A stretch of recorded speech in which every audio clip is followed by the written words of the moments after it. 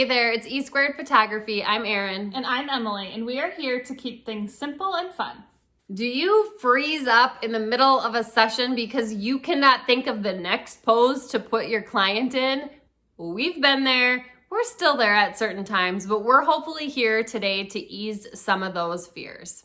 And don't forget, every Monday morning we come out with a new video, so make sure to subscribe to our channel and hit that bell for notifications of future videos. So by the end of this video today, we hope that you walk away a little bit more confident in posing, and hopefully we can help simplify it for you. Whether you're a senior photographer, maybe you're a couples photographer or a family photographer, much of this can apply to all areas. And stick around until the end because we have something special that will help you out.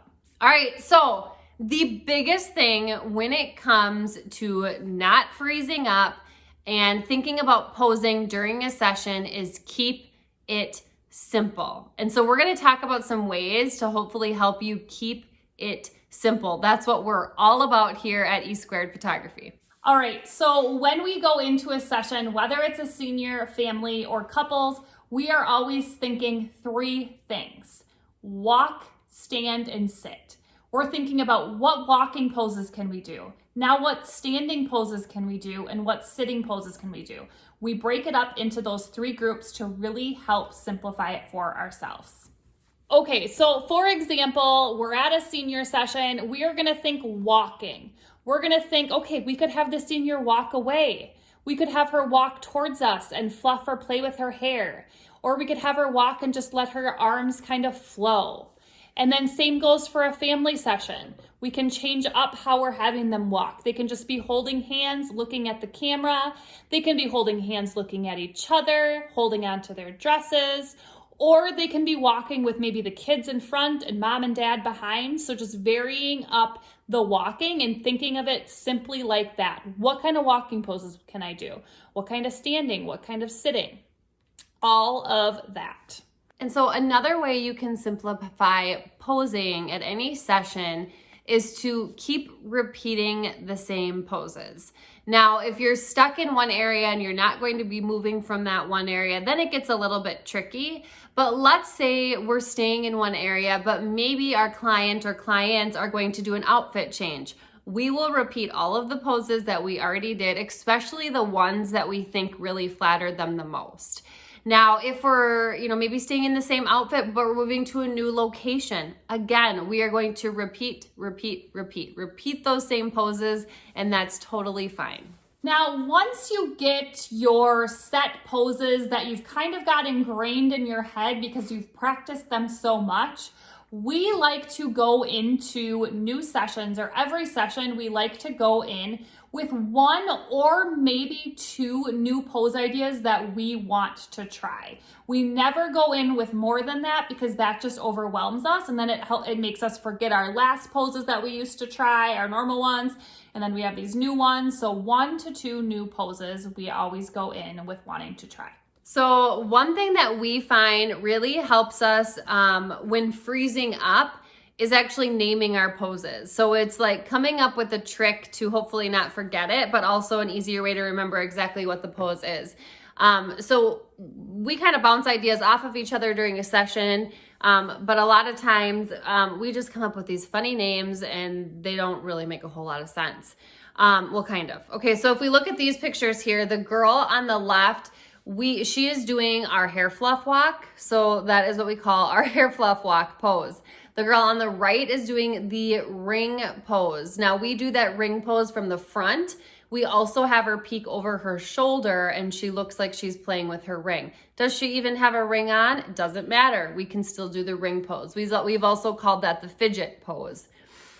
So as far as families go, we can name our poses. For example, the family on the left there, we call that pose the tackle from behind pose, or they scare the kids from behind.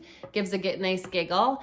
The girls are doing what we call the whisper pose, whispering a secret in the ear. And then on the far right, they are just simply playing Ring Around the Rosie.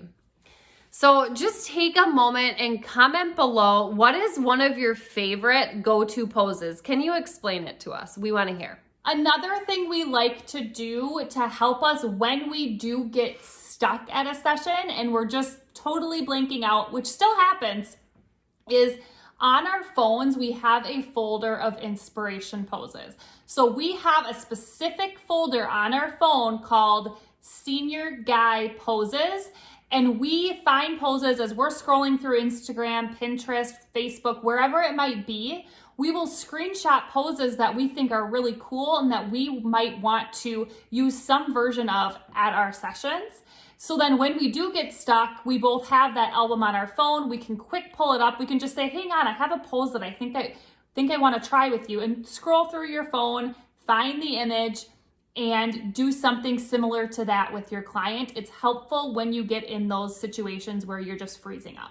So we cannot encourage you enough that the more you practice with posing prompts and things like that, the better you are going to become at not freezing up. So practice, practice, practice. And then again, like we said, the biggest part of all of this is to keep it simple. Don't overdo it. Don't go in with tons and tons of poses you want to try. Keeping it simple is so important.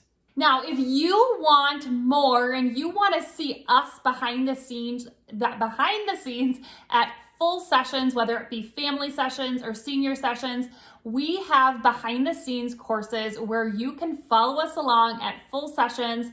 We talk through each session. We talk about what's going well, what's not going well, why we're doing this or why we're doing that.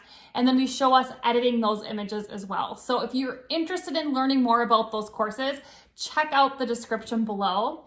But for now, what we have for you in this description as well are family and senior planning and posing guides for your next session. So make sure to get your hands on those to help organize you for your next session. And if you enjoyed this video today, make sure to like, subscribe, and share with a friend so we know to make more videos just like this one. And if you don't already, follow us on Instagram at e2photography, and we will see you next week.